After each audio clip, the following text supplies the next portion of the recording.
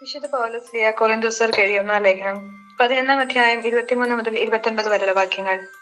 കർത്താവിൽ നിന്ന് എനിക്ക് ലഭിച്ചതും ഞാൻ നിങ്ങളെ ഭരമേൽപ്പിച്ചതുമായ കാര്യം ഇതാണ്. കർത്താവായ യേശു താൻ ഒറ്റിക്കൊടുക്കപ്പെട്ട രാത്രിയിൽ അപ്പമെടുത്ത് കൃതജ്ഞത അർപ്പിച്ചതിനു ശേഷം അത് മുറിച്ചുകൊണ്ട് അരുളി ചെയ്തു, ഇത് നിങ്ങൾക്ക് വേണ്ടിയുള്ള എന്റെ ശരീരമാണ്, എന്റെ ഓർമ്മയ്ക്കായി നിങ്ങൾ ഇത് ചെയ്യുവിൻ. അപ്രകാരം തന്നെ അത്താഴത്തിനു ശേഷം പാനപാത്രം എടുത്ത് അരുളി ചെയ്തു, ഇത് എന്റെ രക്തത്തിലുള്ള പുതിയ ഉടമ്പടിയാണ്. നിങ്ങളിത് പാനം ചെയ്യുമ്പോഴെല്ലാം എന്റെ ഓർമ്മയ്ക്കായി ചെയ്യുവിൻ. നിങ്ങൾ ഈ അപ്പം ഭക്ഷിക്കുകയും ഈ പാത്രത്തിൽ നിന്ന് പാനം ചെയ്യുകയും ചെയ്യുമ്പോഴെല്ലാം കർത്താവിന്റെ മരണം അവന്റെ പ്രത്യാഗമനം വരെ പ്രഖ്യാപിക്കുകയാണ് ചെയ്യുന്നത്. തന്മൂലം ആരെങ്കിലും അയോഗ്യതയോടെ കർത്താവിന്റെ അപ്പം ഭക്ഷിക്കുകയും പാത്രത്തിൽ നിന്ന് പാനം ചെയ്യുകയും ചെയ്താൽ അവൻ കർത്താവിന്റെ ശരീരത്തിനും രക്തത്തിനുമെതിരെ തെറ്റു ചെയ്യുന്നു.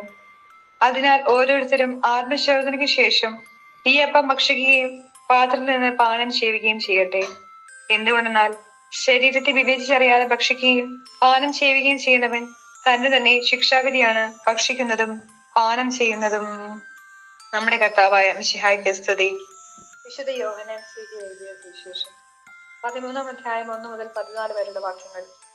ഈ ലോകം വിട്ട് പിതാവിന്റെ സന്നിധിയിലേക്ക് പോകാനുള്ള സമയമായി എന്ന് പെസഹ തിരുനാളിന് മുൻപ് യേശു പറഞ്ഞു. ലോകത്തിൽ തനിക്ക് സ്വന്തമായുള്ളവരെ അവൻ സ്നേഹിച്ചു, അവസാനം വരെ സ്നേഹിച്ചു. അത്താഴ സമയത്തെ പിശാച് ശിമയോന്റെ പുത്രനായ യൂദാസ്കറിയോത്തയുടെ മനസ്സിൽ യേശുവിനെ ഒറ്റിക്കൊടുക്കാൻ തോന്നിച്ചു. പിതാവ് സകലതും എന്റെ കരങ്ങളിൽ ഏൽപ്പിച്ചിരിക്കുന്നുവെന്നും താൻ ദൈവത്തിൽ നിന്ന് വരികയും ദൈവത്തിലേക്ക് പോവുകയും ചെയ്യുന്നുവെന്നും യേശു അറിഞ്ഞു. അത്താഴത്തിനിടയിൽ അവൻ എഴുന്നേറ്റ് മേലങ്കി മാറ്റി ഒരു തുവാലെടുത്ത് അരയിൽ കെട്ടി. അനന്തരം ഒരു താലത്തിൽ വെള്ളമെടുത്ത് ശിഷ്യന്മാരുടെ പാദങ്ങൾ കഴുകാനും അരയിൽ ചുറ്റിയിരുന്ന തുവാല കൊണ്ട് തുടയ്ക്കാനും തുടങ്ങി. അവൻ ശിമയോൻ പത്രോസിന്റെ അടുത്തെത്തി. പത്രോസ് അവനോട് ചോദിച്ചു, കർത്താവേ, നീ എന്റെ കാൽ കഴുകുകയോ?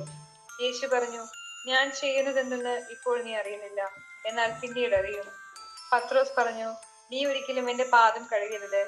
യേശു പറഞ്ഞു, ഞാൻ നിന്നെ കഴുകുന്നില്ലെങ്കിൽ നിനക്ക് എന്നോട് കൂടി പങ്കില്ല. ശിമയോൻ പത്രോസ് പറഞ്ഞു, കർത്താവേ, എങ്കിൽ എന്റെ പാദങ്ങൾ മാത്രമല്ല കരങ്ങളും ശിരസും കൂടി കഴുകണമേ. യേശു പ്രതിവചിച്ചു, കുളി കഴിഞ്ഞവന്റെ കാലുകൾ മാത്രമേ കഴുകേണ്ടതുള്ളൂ, അവൻ മുഴുവൻ ശുചിയായിരിക്കും. നിങ്ങളും ശുദ്ധിയുള്ളവരാണ്, എന്നാൽ എല്ലാവരുമല്ല. തന്നെ ഒറ്റിക്കൊടുക്കുന്നവൻ ആരാണെന്ന് അവൻ അറിഞ്ഞിരുന്നു. അതുകൊണ്ടാണ് നിങ്ങളിൽ എല്ലാവരും ശുദ്ധിയുള്ളവരല്ല എന്ന് അവൻ പറഞ്ഞത്. അവരുടെ പാദങ്ങൾ കഴുകിയതിനു ശേഷം അവൻ മേലങ്കി ധരിച്ച് സ്വസ്ഥാനത്തിരുന്ന് അവരോട് പറഞ്ഞു, ഞാൻ എന്താണ് നിങ്ങൾക്ക് ചെയ്തതെന്ന് നിങ്ങൾ അറിയുന്നുവോ? നിങ്ങൾ എന്നെ ഗുരു എന്നും കർത്താവ് എന്നും വിളിക്കുന്നു. അത് ശരി തന്നെ, ഞാൻ ഗുരുവും കർത്താവുമാണ്. നിങ്ങളുടെ കർത്താവും ഗുരുവുമായ ഞാൻ നിങ്ങളുടെ പാദങ്ങൾ കഴുകിയെങ്കിൽ നിങ്ങളും പരസ്പരം പാദങ്ങൾ കഴുകണം. നമ്മുടെ കർത്താവായ മിശിഹായ്ക്ക് സ്തുതി.